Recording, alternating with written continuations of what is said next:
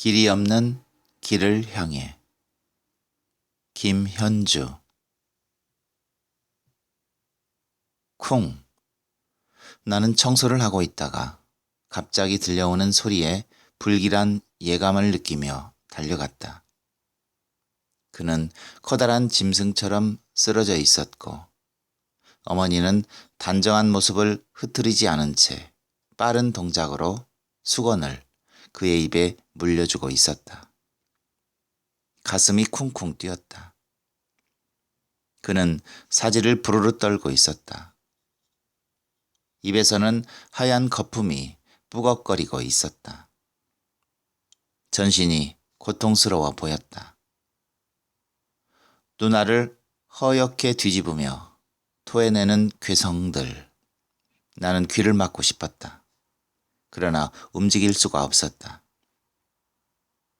어머니는 침착하게 장롱을 열고 이불을 꺼내셨다.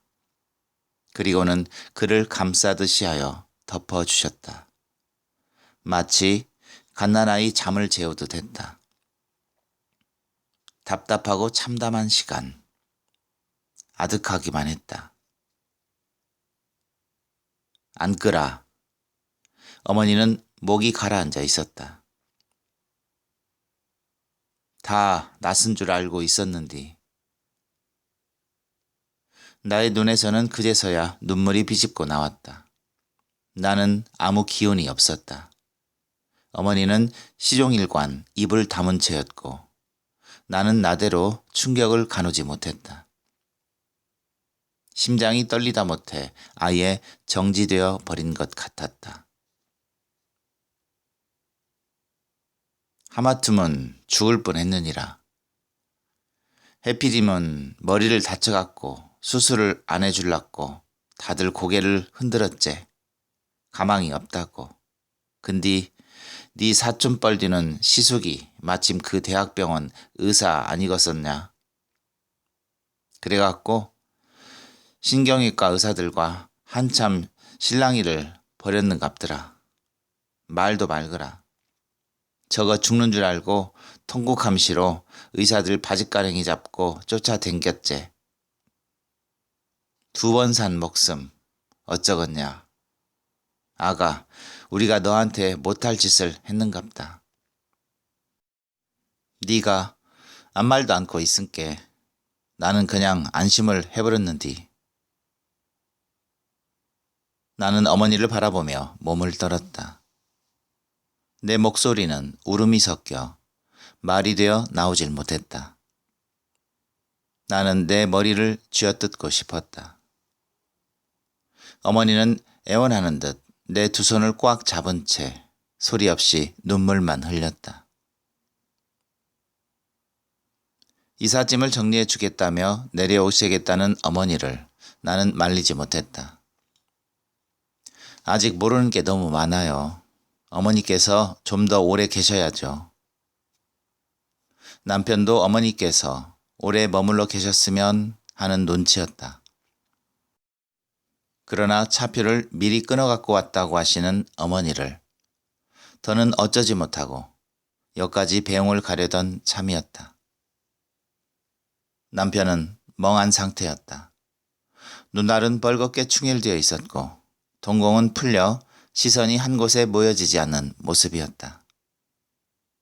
나는 가슴속의 막막함에 울컥 서름이 쏟아지고 말았다.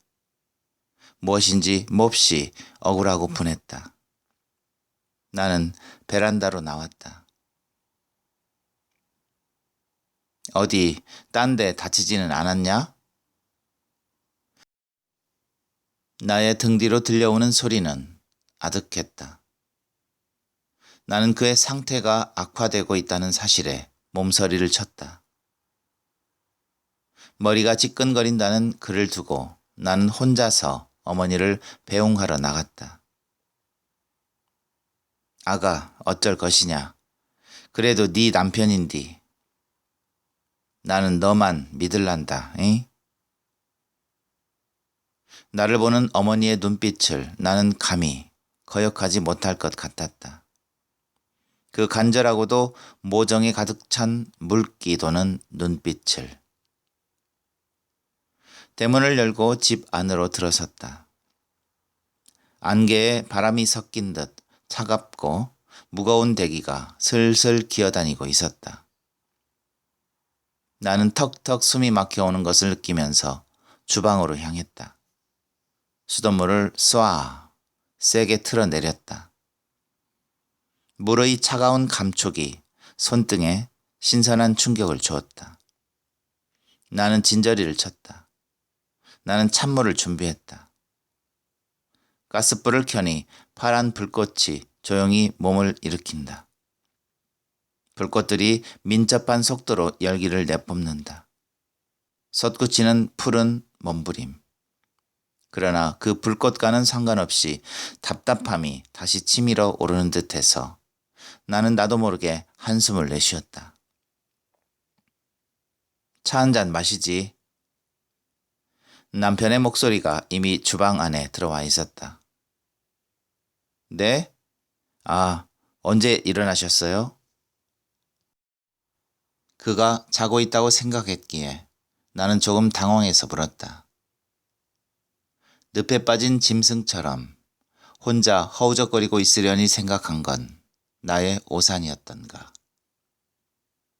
다구를 만지작거리는 남편은 지쳐 있었다. 주전자 뚜껑이 다급하게 달그락거린다.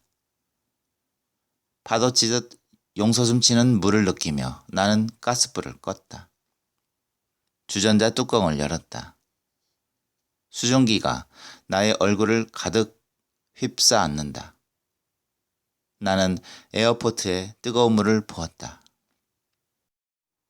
숨소리조차 들릴 것 같은 고요 속에서 물 따르는 소리만이 유독 방 안의 공기를 긴장시키는 것 같다. 말이 없는 그의 동정을 살피는 게 어느새 피곤함으로 다가든다. 나는 습습한 분위기를 깨트리고 싶어서 다관을 높이 지켜들어 차를 따랐다. 찬물 떨어지는 소리는 구슬이 쫘르르 깨어지는 듯 맑게 들린다. 나 좀 나갔다 와야겠어. 나는 어렵사리 말을 꺼내는 남편의 얼굴을 물끄러미 쳐다보았다. 남편은 몹시 피로하고 초조해 보였다. 식사는 하고 가야죠. 생각 없어. 아득한 남남처럼 느껴진다. 그가 잠바를 어깨에 두르고 조급하게 현관을 빠져나가는 것을 보면서 어쩐지 그가 도망을 가는 것은 아닐까 하는 생각이 들었다. 일찍 올 거죠? 별일 없으면 나가봐야 알겠어. 문 닫는 소리가 요란하게 들려온다. 나의 갑갑증을 더욱 못 견디게 하는 저 단절의 금속성 소리가 너무도 싫다. 나는 발걸음이 우울하고 무겁게 느껴진다. 저렇게 나가버리는 남편이 어쩐지 영원히 사라져버릴 것만 같다. 나는 목구멍까지 올라온 남편의 이름을 혀끝에 말아 삼긴 채 그냥 자리에 앉고 말았다. 나는 집안을 가득 메우고 있는 잿빛 우울을 떨쳐버리고 싶어 자꾸 생각을 집중시켰다. 그러다 문득 별로 관심을 기울이지 않았던 남편의 방을 생각했다. 작업실인 동시에 서재, 가끔씩 틀어박히면 그조차 붙박이장이 되어버리는 그곳을 향했다. 깔끔한 성격 탓인지 항상 정돈이 되어 있다. 밤새워 작업을 했는지 들어서자마자 목향이 훅 하고 달려들었다. 나는 갑자기 짜증스러워졌다. 자기를 학대하고 있는 것 같은 남편에게 향한 미움이다. 나는 바깥이 보이는 창가로 다가갔다. 남편을 처음 만났을 때 그의 인상은 그다지 두드러진 느낌은 없었다. 다만 깡마른 체구에 눈이 이상스러이 빛나고 있었다는 기억밖에는. 서늘하면서도 광채가 있는 듯한 느낌을 주는 그는 도무지 말이 없었다. 내가 남편을 좋아하게 된 가장 큰 이유는 좀채로 자기를 드러내 보이지 않던 그의 내면에 맑은 강이 흐르고 있다는 것을 알았기 때문이었다. 말이 없는 남편의 단정한 모습 속에는 강물이 은빛 비늘을 파들거리며 흐르는 것 같았다. 그 강물 속에서 내가 물고기처럼 헤엄쳐 다녀도 좋을 것 같은 온유하고도 아늑한 느낌이었다. 거기에다 그 강물 소리는 피리에서 흐르는 것 같은 가늘고도 신비한 음색을 지니고 있는 거였다. 나는 결혼 전 남편에 대한 설레임을 떠올리며 가만히 웃었다. 그때가 벌써 언제였던가. 나는 자신도 모르게 벌떡 일어섰다. 걷잡을 수 없는 불안이 다시 나를 사로잡기 시작했다. 나는 마음이 조급해졌다. 안절부절 못했다. 외출하기를 꺼려하는 그가 갑자기 일요일 이 시간에 어딜 간 것일까? 이건 나에 대한 시위인가? 아침 식사도 하지 않은 채 어딜 간 것인가? 그를 말리지 못한 게 후회스러웠다. 차라리 같이 나가자고 해볼걸. 다시 갑갑증이 목을 옥죄어 온다. 서둘러 무엇에 쫓기듯 창문을 힘껏 열어 젖히기 시작했다. 뜨르륵, 뜨르륵. 창문 너머로 보이는 황토빛 들판. 정지되어 있는 포크레인. 권태롭도록 흐린 햇빛이다. 언제부터인지 숲은 쓰러지고 저 산속의 속살만이 아리도록 아픈 빛으로 흐느끼고 있는 것인가. 산이 무너져 내리고 그 안에 산이 또 무너져 내리고 무너져 내리는 것은 산뿐만이 아니다. 저 뿌연 것은 안개인가 스모그인가. 아, 나를 짓누르고 있는 것은. 서둘러서 나는 방문까지 모두 열어 젖혔다. 나는 갑자기 남편의 일기를 보고 싶었다. 그러나 그는 일기를 거의 쓰지 않는 것 같았다. 그 대신 메모처럼 무언가를 써놓았을 것이다. 라는 생각이 들었다. 요즘의 심리 상태를 알 수 있을 것 같은 그 기대를 버리지 않고 조심스레 남편의 서랍을 뒤지기 시작했다.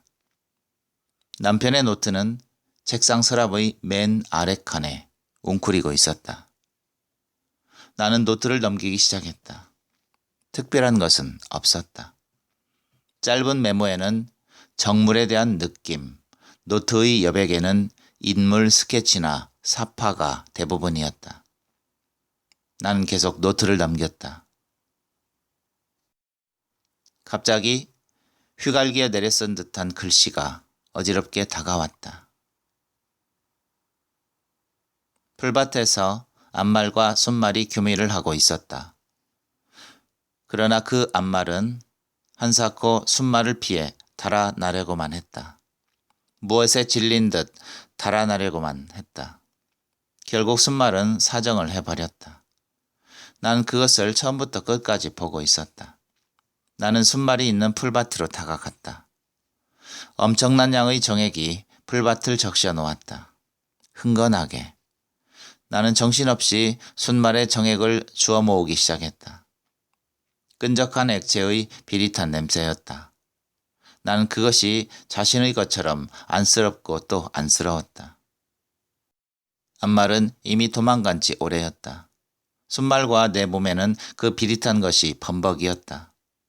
순말은 몹시 피로하고 지친 듯 몸을 끌고 나를 지나갔다. 푸른 풀밭에는 나 혼자만이 오래도록 서 있었다. 꿈이었다. 글씨들이 나에게 한거하고 있었다. 가슴이 아려왔다.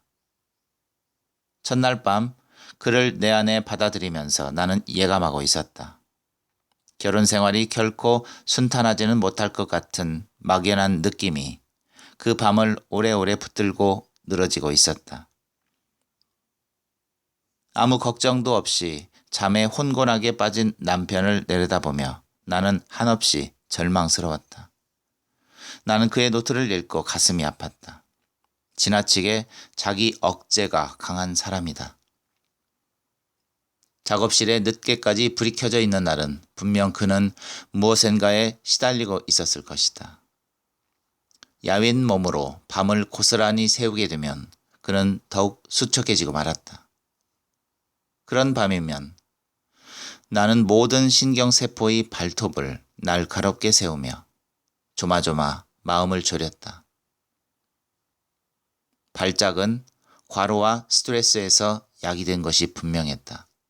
결국 나에 대한 욕구 불만을 이기지 못한 그의 불면 또한 주범일 것이다. 나는 내 속에서 치밀어 오르는 뜨거움을 지그시 누르며 노트를 덮었다. 그리고는 남편이 늘 앉아있던 자리에 촉촉한 연민을 느끼며 다가갔다. 밤색 방석 위에 하얀 봉투가 보였다. 편지였다. 어쩐지 예감이 이상했다. 나는 그것을 허겁지겁 읽어 내려가기 시작했다.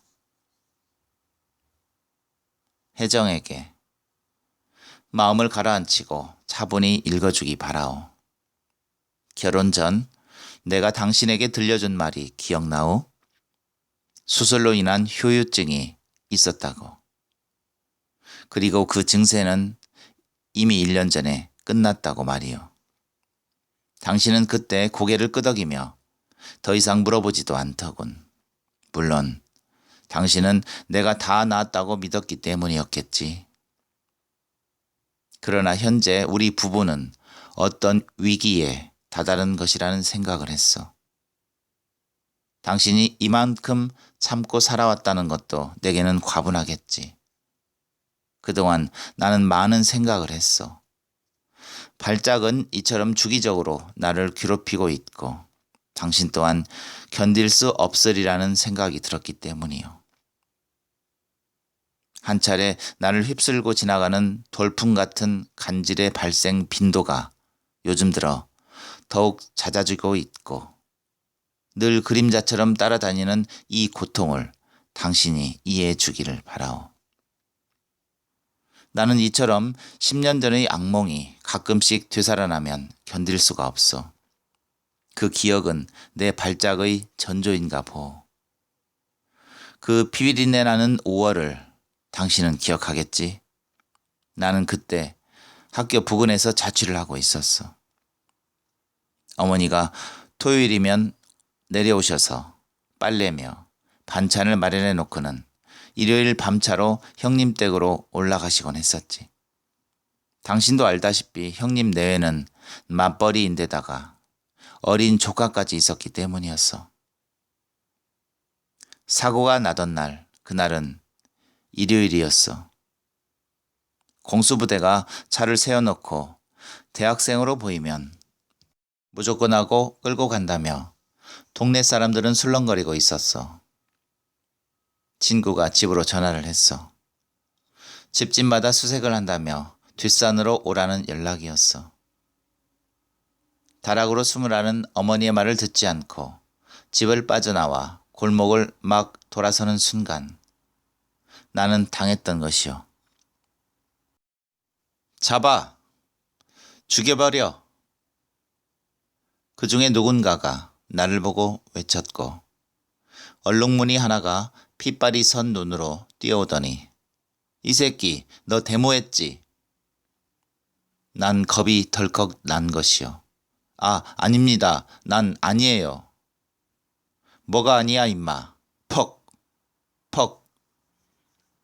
진압봉이 나를 후려쳤어. 나는 머리통을 움켜쥐고 쓰러져 버렸지. 이마로부터 콧잔등을 타고 흘러내리는 핏물이 비릿하고 끈적하다는 생각을 하면서 정신을 잃었어. 내가 연락을 줄 때까지 기다리기 바라오.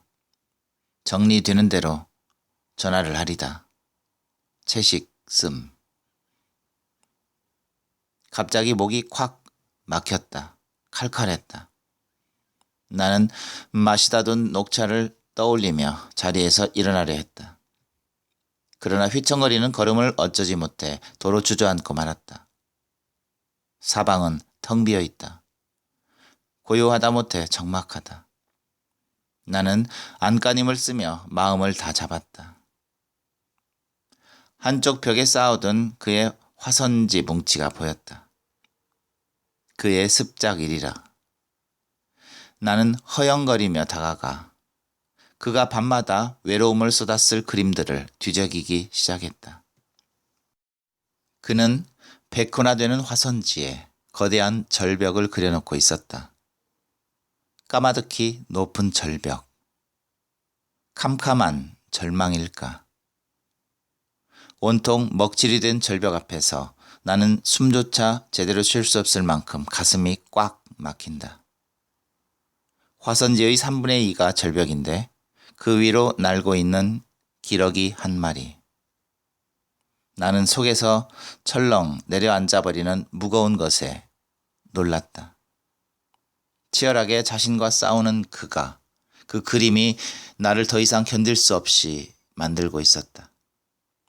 기러기는 절벽 앞에 너무도 미미한 점 같아 보이지만 힘찬 날개를 퍼득이고 있는 것이다. 나의 손은 떨리기 시작했다. 다음의 것을 보기가 두려웠다.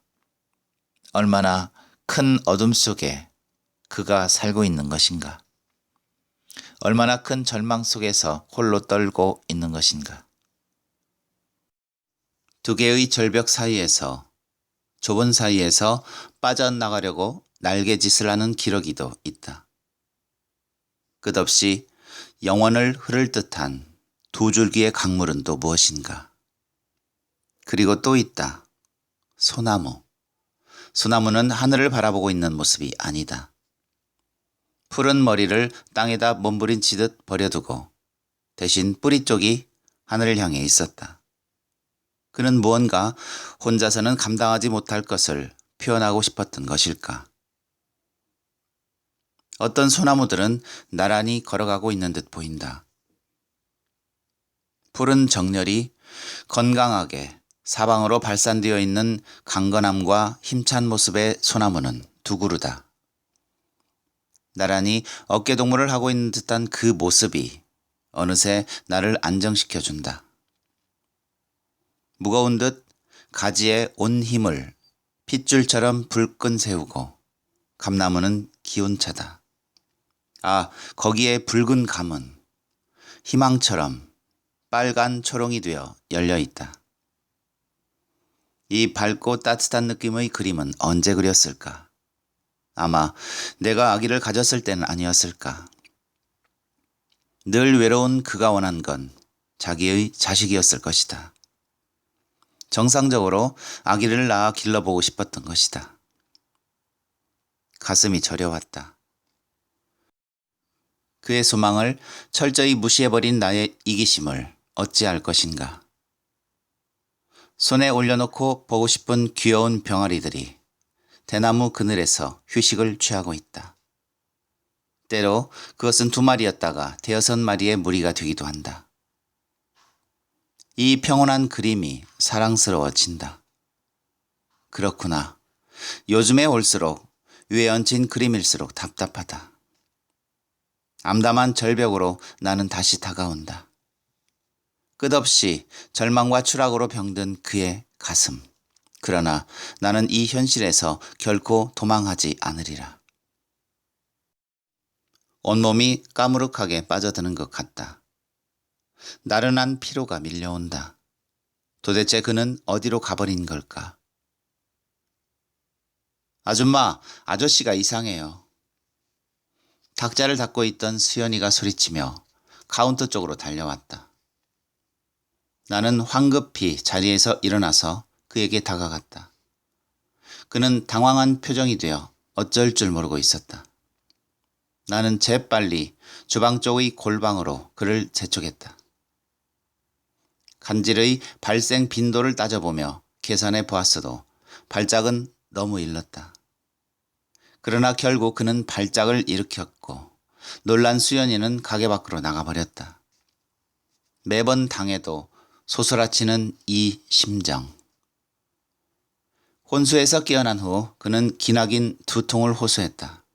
그리고 그 시간이 지나자 그는 다시 그림자처럼 어두워져 버렸다. 며칠 전 가게에 나와 한나절이나 시간을 보내고 있는 그를 보며 나는 또 숨통이 막힐 것 같았다. 어디서나 따라다니는 남편에 대한 노이로제 증상. 행여 그가 손님들 앞에서 쓰러지기라도 하면 어떻게 할까 하는 걱정으로 가득 차 있었기 때문이다. 그가 나의 이런 눈치를 모르랴. 그의 자존심은 엉망으로 구겨졌을 것이며 집을 향해 돌아가는 그의 발걸음은 또 얼마나 무거웠으랴. 남편이 옆에 있어도 나는 마음이 편치 않았고 그가 혼자 다닐 때나 혹은 집 안에 그림에 열중한다 하더라도 나는 마음이 가볍질 못했다. 결혼 전에는 어머니가 그림자처럼 그를 따라다녔다고 했다. 예비할 수 없는 그의 발작에 따른 끔찍한 사고라도 생길지 모른다는 염려에서였으리라. 얼마나 지났을까? 오후의 햇살이 온 방에 한껏 퍼질러져 누워 있었다. 괜히 심란스러웠다. 따르릉. 전화벨이 울렸다. 나는 자리에서 벌떡 일어났다. 아마 그의 전화일지 모른다. 수화기를 들었다. 여보세요? 문채식 씨 댁이 맞습니까? 네, 그런데요. 네, 여기는 나주경찰서입니다. 부인 되십니까? 빨리 나주병원으로 나와 주셔야겠습니다. 사고예요. 무슨... 내 손에서 수화기가 나도 모르게 뚝 하고 떨어져 내렸다. 여보세요? 내 말 듣고 있어요? 여보세요? 카펫 위에서 들릴락 말락한 목소리가 나의 심장을 빠르게 방망이질하고 있다. 나는 애써 정신을 가다듬었다. 띠띠띠띠띠띠띠. 전화는 이미 끊어져 있었다. 수화기가 쇳덩어리처럼 무거웠다.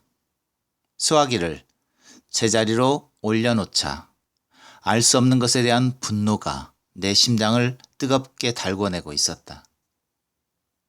나는 가슴 저편에서 꿈틀거리며 치밀어 오르는 것을 애써 눌렀다. 거리는 황량했다. 바람이 불고 있었다. 그 바람 속에 첩첩이 몸을 사리고 있는 비수들. 건물들이 휘청거렸다. 그러다 한꺼번에 이지러든다. 허청허청 중심을 잡을 수가 없다. 발을 잡고 헛디뎠다. 양편에 사열하고 있는 가로수 사이를 나는 뛰기 시작했다. 메타세콰이어의 마른 잎들이 도로를 어지러이 휩쓸고 다니며 낄낄거렸다. 기분 나쁠 정도로 몰려다니는 그것들을 마구 짓밟으며 달렸다.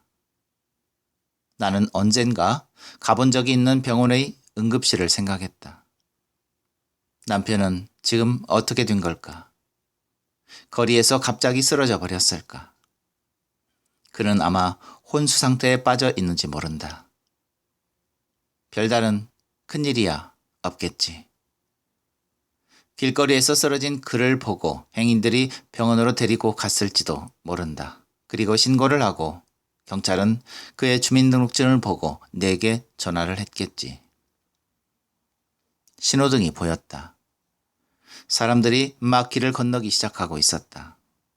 사람들 사이에 섞여 길을 건넜을 때 160번 버스가 미끄러지듯 멈추는 게 보였다. 나는 힘껏 손을 흔들며 달렸다. 나는 창 너머 바깥을 내다보았다. 시계가 뿌옇게 흐려 보였다. 눈이라도 내릴 듯이 하늘이 무겁게 느껴진다. 가슴이 답답하다. 버릇처럼 가슴에 손을 대어 지그시 눌렀다. 주기적으로 나타나는 나의 불안 신경 증세는 가슴이 답답하다 못해 숨이 차오르기까지 한다.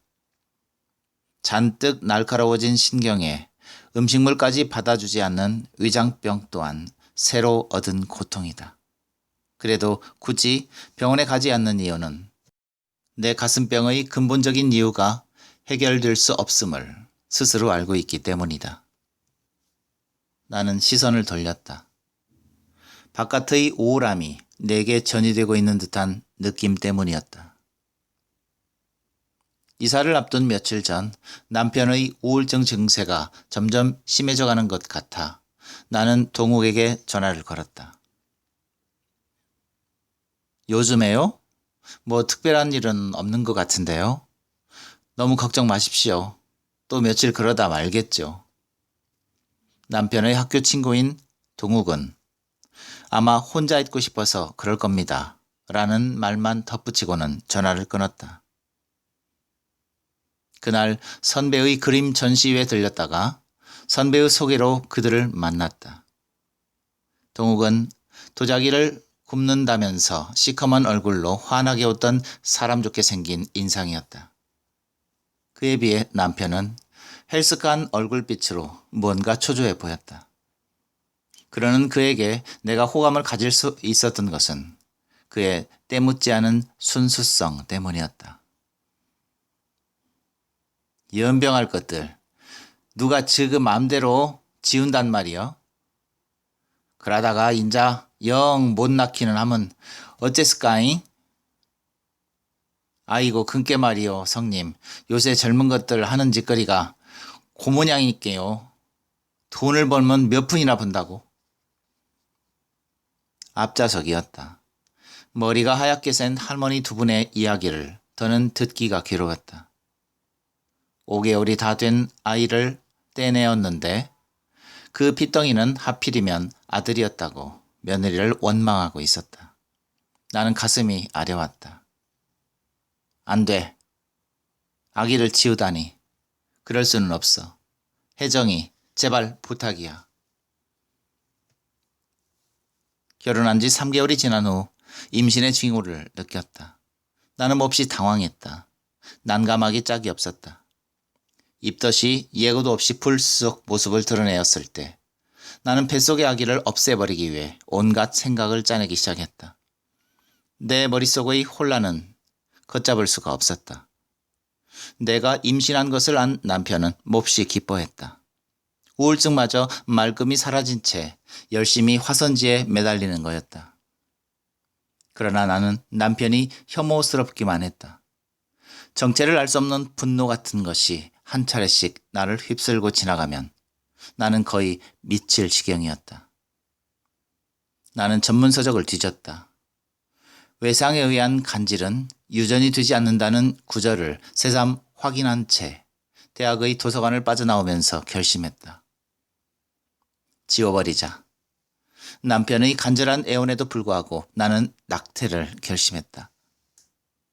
감당할 수 없는 내 삶의 무게가 아이로 인해 더 무거워질 것을 나는 두려워하고 있었던 것이었다. 불행은 나 혼자만으로 좋게. 입덧이 거의 끝나갈 즈음 나는 아기를 낳고 싶다는 욕망에 때로 시달리기도 했다. 아기를 낳고 싶은 모성 본능이 일순 치솟다가도 거품처럼 힘없이 꺼져버리곤 했다. 내가 굳이 낙태 쪽을 선택할 수밖에 없었던 것도 절망스러운 상황의 당연한 결과였다. 간헐적으로 일어나는 남편의 발작에 나는 이미 지겨워져 있었다. 희망 없는 결혼 생활. 아기는 나에게 최대의 장애가 될 것이다. 그것은 족쇄처럼 나를 묶어놓을 것이 분명했다. 수술대 위에 올라갔다. 마치 기운이 온몸을 몽롱하게 엄습해왔다. 눈꺼풀이 무거워져 갔다. 꿈을 꾸는 것처럼 어디론가 떠나가고 있었다. 갑자기 귀청을 찢는 듯한 소리가 들렸다. 하얀 길이 미로처럼 계속되고 있는 어느 지점이었다. 누군가가 서 있었다. 아주 작은 몸집. 사방은 동굴 속처럼 어두웠다. 갑자기 작은 아이가 달리기 시작했다. 필사적이었다. 소리가 들렸다. 쉭쉭 살기를 띤 은빛의 날카로운 도구였다. 아기의 뒤를 맹렬히 쫓고 있는 것은 나는 그 아이를 구하기 위해 급히 팔을 휘둘렀다. 그러나 나는 그 아이와 접근할 수 없다는 것을 알았다. 투명한 유리벽을 사이에 두고 있는 나는 흡사 구경꾼처럼 서 있는 거였다. 나는 소리쳤다. 피해라. 어서 빨리. 아이는 벼랑간 걸음을 멈추고 서서 나를 노려봤다. 휙! 살인의 도구가 달려들었다. 솟구치는 피. 하얀 길은 온통 피범벅이었다. 엄마 살려주세요. 누군가 나의 어깨를 흔들고 있었다. 간호원이었다. 1시간이 넘어도 깨어나지 않아서요. 건조한 그녀의 목소리가 나를 밖으로 밀어내고 있었다. 갑자기 소름이 끼쳐왔다. 무언가 커다랗고 소중한 것을 스스로 버렸다는 생각에 몸을 떨었다. 꿈이 너무도 생생하고 두려웠다. 남편은 그날 집에 돌아오지 않았다. 그는 심각할 정도로 말을 잃어가고 있었다. 실어증 환자처럼. 가끔씩 일어나는 그의 주기적인 발작이 나의 일상에 절박감을 더해줄 뿐이었다. 가로수가 앙상한 벚꽃나무에서 히말라야 시다로 바뀌어가고 있었다. 버스가 다리를 지나가고 있다. 풍경 또한 점차로 낯설어지고 있다. 구토증이 일어 열어둔 창문의 가는 틈새로 바람이 길을 쓰며 파고들었다. 얼굴에 차갑고도 섬뜩한 기온을 느끼며 나는 의자 깊숙이 몸을 묻었다. 버스는 육교 밑을 지나가고 있다. 차창 밖을 보니 공원 입구라고 쓰여진 승강장이 보였다. 버스가 승객들을 또 한 차례 토해냈다. 이제 차 안에는 승객들이 드문드문 앉아있을 뿐이다. 앞좌석의 할머니는 무연히 창밖을 내다보고 있었다. 광주에 있는 아들 집을 다니러 갔다가 뒤늦게 한 사실이 괘씸하고 서운해서 어찌할 줄 모르시던 모습이었다. 세월의 무게인 것일까? 그녀의 한숨소리는 돌처럼 내 가슴을 눌러왔다. 나는 시어머니를 떠올리고 있었다. 6.25 사변이 끝나갈 무렵 마을에 낯선 사람들이 밀려오기 시작했다. 마을은 느닷없이 쏙밭이 되어버렸고 시아버지는 그들에게 끌려가셨다. 어머니의 가슴 아리는 그때부터였다. 시아버지가 실종된 후 혼자 몸으로 두 아들을 키우면서 당한 숱한 쓰라림이 원래 심장이 부실한 그녀를 더욱 결국 화병으로까지 몰고 간 것이었다. 그러다가 광주 항쟁 때 당한 충격은 그녀를 심장병 환자로 살게 했다. 피투성이가 된 아들의 머리를 본 순간 어머니는 이미 가슴이 시커멓게 타버렸다고 했다.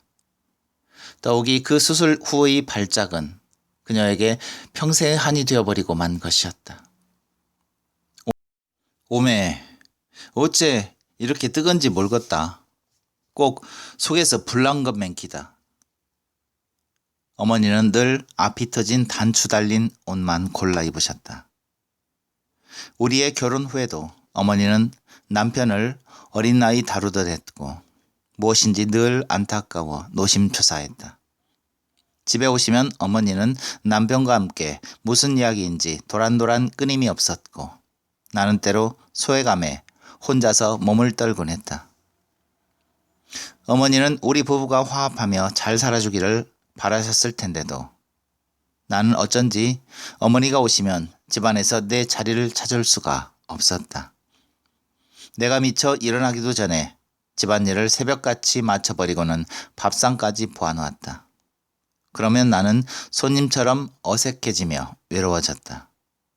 다행히 내가 경영하고 있는 전통찻집은 나를 만족하게 할 만한 공간이었으므로 나는 도망치듯 집을 빠져 달아나곤 했다. 에이구, 세대기 안 됐지 뭐야 글쎄. 신세 망친 거지 뭐. 아이고 이 예편네야. 입 조심해 입 조심. 들으면 어쩌려고. 가게에서 물건을 사고 돌아선 바로 뒤에서 수군거리는 소리들이 나의 그림자를 줄레줄레 따라왔다.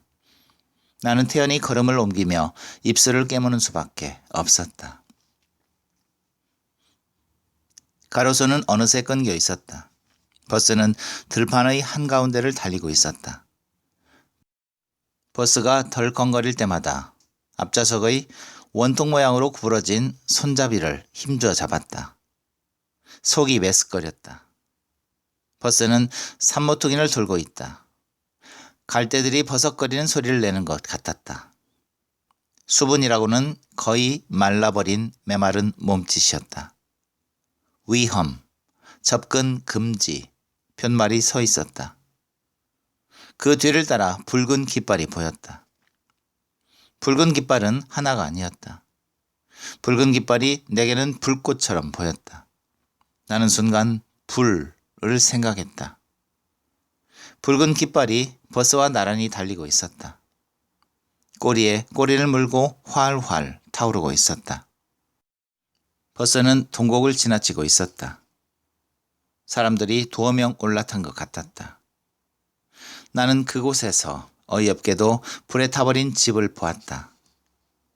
나는 흠칠했다. 수치된 석가래와 기둥만이 흉하게 서 있었다. 온통 새까만 뼈대였다. 나는 핑 하는 어지러움증에 휘말렸다. 먼 곳에서 사이렌 소리가 들렸다. 나는 바깥에서 친구들과 고무줄 놀이를 하고 있었다. 누군가가 달려오며 소리쳤다. 혜정이네 집에 불이 났어. 나는 깜짝 놀라서 정신없이 뛰었다. 엄마, 경진아. 화마는 우리 집을 날름날름 집어삼키고 있었다. 검은 연기로 휩싸인 집을 보며 사람들은 발만 동동 구르고 있다. 내가 달려오는 것을 본 이웃집 아저씨가 나를 덥석 안아버리셨다. 안 돼, 들어가면 죽어. 아저씨, 엄마가 있어요. 경진이도요. 나는 몸부림을 치고 울었다. 살려주세요. 제발 좀 살려주세요. 휩싸이는 연기 속에 고통스럽게 내뱉는 절규. 일하는 수기 언니였다. 잠시 후 수기 언니는 온몸에 화상을 입은 채 병원으로 실려갔다. 혜정이는 밖에 나가 놀아라. 경진이 재우게. 몸이 약해 줄곧 누워있기만 했던 엄마와 5살박이 남동생은 끝내 불 속에서 나오질 못했다.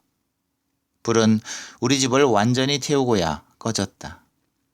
여름에는 장미원이라 불릴 정도로 화려했던 정원이 있는 우리 집이었다. 나중에야 연락을 받고 달려오신 아버지는 경악했다. 불은 수기 언니가 불길을 없애지 않은 채 서기를 들이붓다가 불길이 천장으로 치솟아 올라 번졌다고 했다. 그 후로 아버지는 망연자실 아예 넋을 놓아 버리셨다. 버스는 나주 시내로 들어서고 있었다. 12월의 오후는 그곳에서 끝나려는 듯 어둠이 한 켜씩 어슴풀에 깔리우고 있었다. 겨울 저녁은 잠깐 사이에 어둠을 몰고 올 것이다. 거리는 한적해 보였다. 소도시답게 단층의 상점들이 질비해 있었고 군데군데 자전거들이 서 있었다. 나주 경찰서가 보였다. 곧이어 나주 병원도 모습을 드러냈다. 그것은 텁텁하고 불투명한 대기에 쌓여 떠 있는 것처럼 보였다. 언제였던가 남편 몰래 대학병원 정신과를 찾아간 적이 있었다. 대발작 간질입니다. 완치를 보장할 수는 없으나 절대 포기해서는 안 됩니다. 희망을 가지십시오. 초기 치료 시에 3분의 1 정도는 완치가 가능하죠. 약물 중독이나 알코올은 절대 금물이고요. 무리한 노동이나 스트레스가 쌓이지 않도록 각별히 신경을 써줘야 할 겁니다. 일단 뇌파 검사를 받도록 해보시죠. 고생이 많으시겠습니다. 희망을 가지십시오. 라는 말을 듣기 위해서 간 것처럼 의사는 친절하게도 남편보다는 나를 더 염려하는 것이었다. 아줌마 터미널이요. 내리시오. 나는 깜짝 놀랐다. 어느새 차는 멈춰 있었고 터미널 안은 사람들이 웅성거리고 있었다. 나는 얼굴이 확 달아오르는 부끄러움을 느끼며 차에서 내렸다. 얼핏 현기증이 일었다. 나는 어지럼증을 물리치지 못하고 걷기 시작했다. 귀가 잉잉거리기 시작했다. 이명인가? 벌떼처럼 소리들이 달려든다. 여름 한낮의 무거운 고요 속에서 울리는 그악스러운 매미울음 같았다. 청각의 이상에서 오는 일종의 환청 현상이라고 했다.